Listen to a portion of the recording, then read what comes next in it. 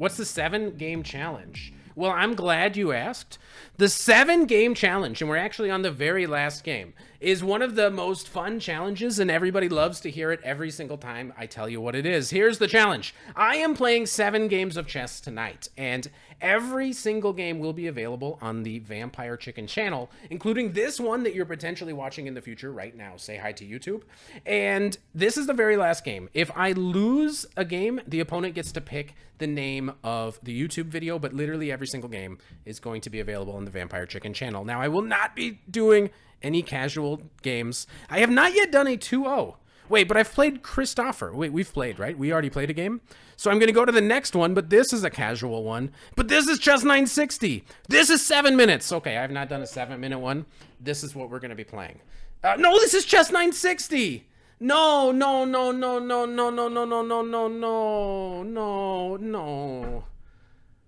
Real, no. Have I ever played Chess 960? Is that real? How many games have I played? I can't figure this out. I don't know what the...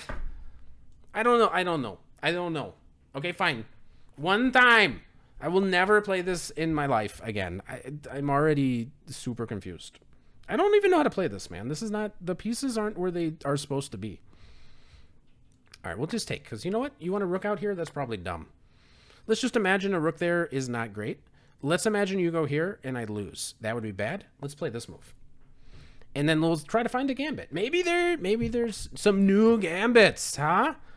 That you can play in position 244. Hey, what's up, everybody coming in? Enjoying this YouTube video. Live. A live video. You've walked in at the perfect time. Except for the pieces are not where they're meant to be. I don't even know how to castle. I don't know. Have I ever played Chess 960? Like, I feel like I haven't. Why would I have ever? Why have I ever played? I've played one game. Why? Oh, I had to play for work one time. Not this one, not this one, not this one. I had to play because we were testing DGT boards or something.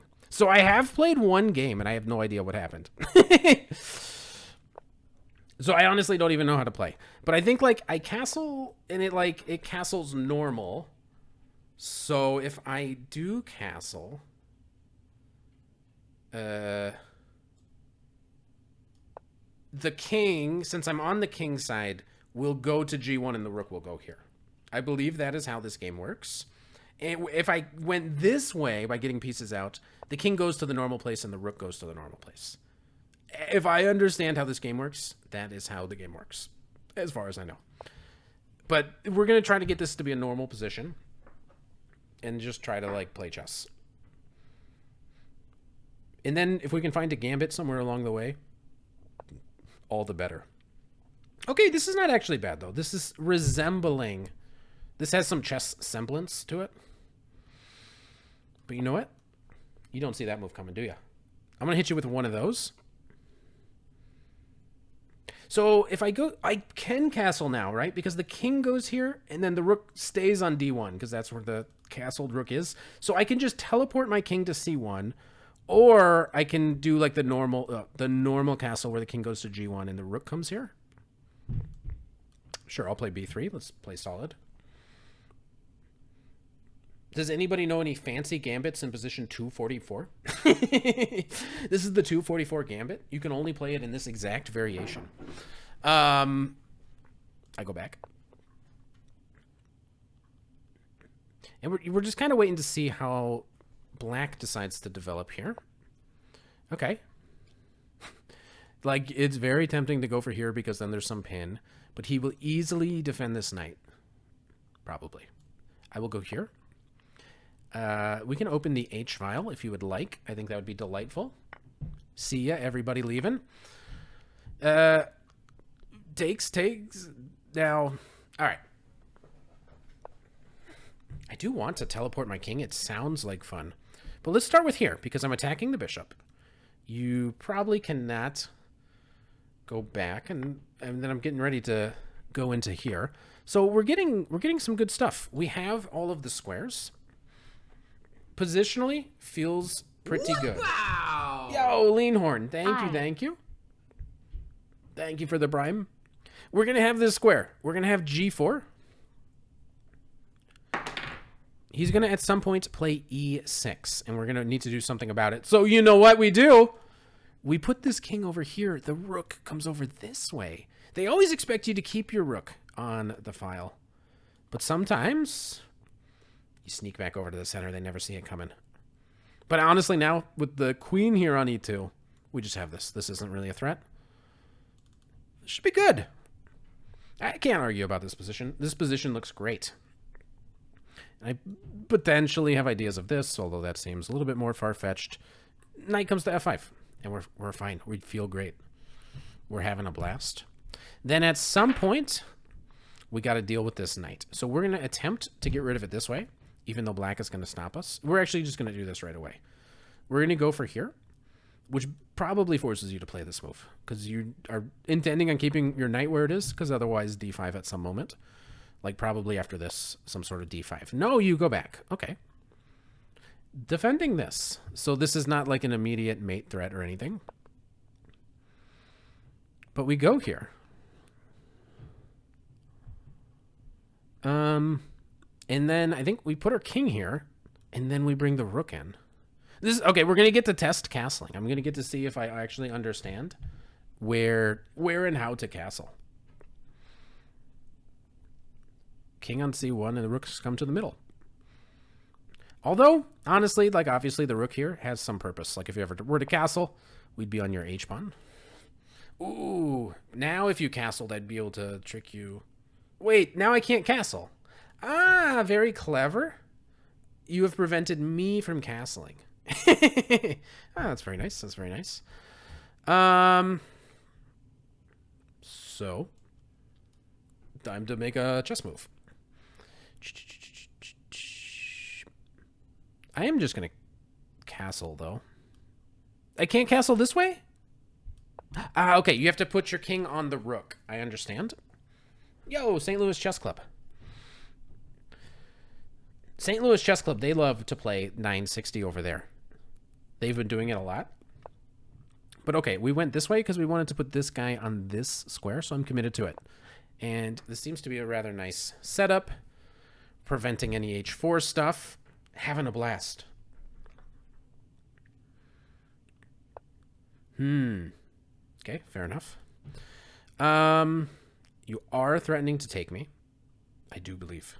We'll go here. And then we'll look for insane tactics regarding this square in relation to how this pawn is also defending this thing. So at some point, you won't suspect this to be like a fork, but when your queen is at that forkable distance, that's when we'll really show you. I mean, black just needs to be a little tactically alert. And now we work towards breaking through with d5, yeah? Or, you know what? Another idea. Let's double on this e file. Which also might make us a little bit closer. If we double our rooks, we then also might be closer to playing this d5 break at some point. And black really, it's got to kind of sit. Black needs to just kind of chill out. So take one of these. Let's hit him with one of those. I don't think I had to move this bishop in order to castle, because the king just needs to get to c1, and the rook was already on d1. So maybe if the rook was already over here, I don't know how it works. Probably you can't castle. But I imagine I could have castled, but I couldn't because this queen was preventing me. A forkable distance. No, that's a totally normal term, right? A forkable distance. When you just kind of generic, I'm going to generically fork somebody when they're at the proper distance. Like you can't put a knight where you can fork these two pieces. But you know, maybe one day they'll become forkable. Like a lot of chat. All right, we snuck it in. YouTube's not ready for that kind of content, but we'll sneak one in and we'll hydrate and we'll apologize to YouTube later. It's all right. This is a 960 video. People probably wouldn't watch this on YouTube, right? Boom! Let me hit you with one of these. Now look at this forkable distance. Super forkable. All we need is... What do we need to do? I can take here. Is this even good? Safest is taking. Because I think you need to take with the queen. We take once, and then we win a pawn. This is the safest. Alternatively,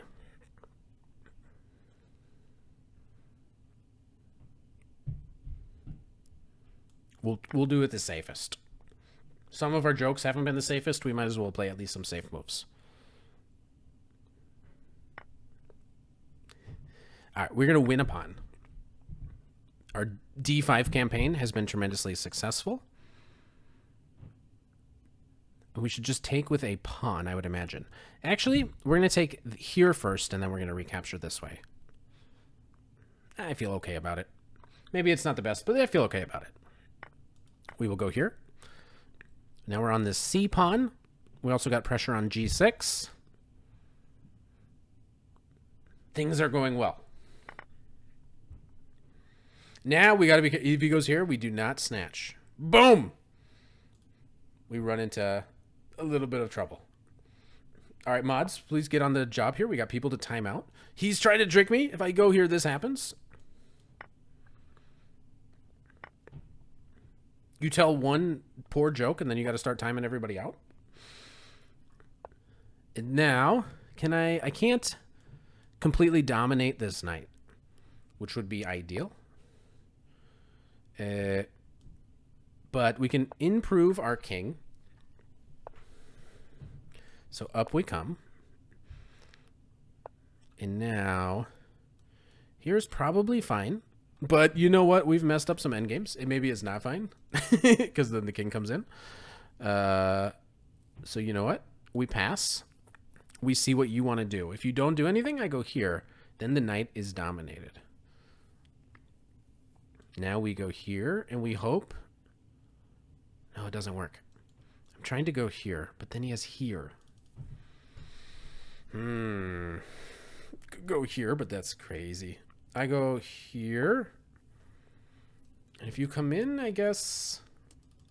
I mean, I guess we lose a pawn. But I go here. You take here, you protect this. And you get the pawn back, but now your knight is pretty much stuck. Because it's got to stay there if you want to keep this guy defended. If you want to make progress, you got to move your knight. Meanwhile, where do you put your king? Your king also is a little bit stuck. So black has a bit of an issue here. And I can pass forever. I can just play here. I can keep passing, like, you know.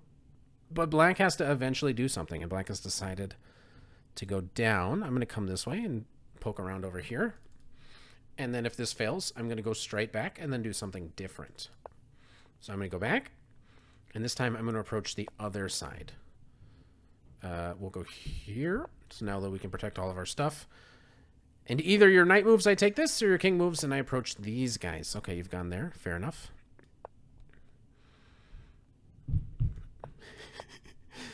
Kids are having a lot of fun.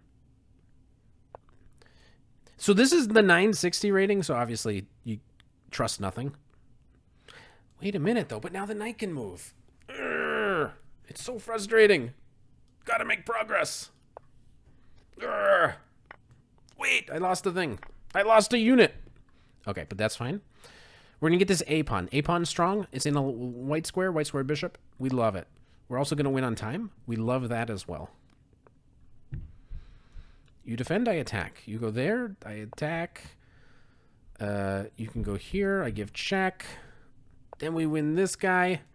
Also, now we got the box. Look at that, we got the box. You don't care about your H-pawn. You know what? Give me this guy. I don't care about the H-pawn either. I would care about that guy if I could. But you know what? Your knight's so far away. So far away. And I actually went to, unintentionally, a square that I think is hard to deliver a check on. Kind of unintentionally. Could have thought about it for like a second. Now here, you go there. If I push straight away, he was going to give a check and sack. Now he cannot sacrifice. I could take right away. I could take this guy. But I go here. You have one check. You don't go for it. Ooh, you slipped through. He broke through. But that's okay, because I have a queen. I go here. This is the safest move. We pick up this pawn. We win the game, and that's chess 960. I will never play another game. 221 points. Let's go. Thank you for the game, and thank you guys for the challenge. This was the end of the 7-day challenge. If you like it, please let me know, and maybe I'll do it again. Okay, bye.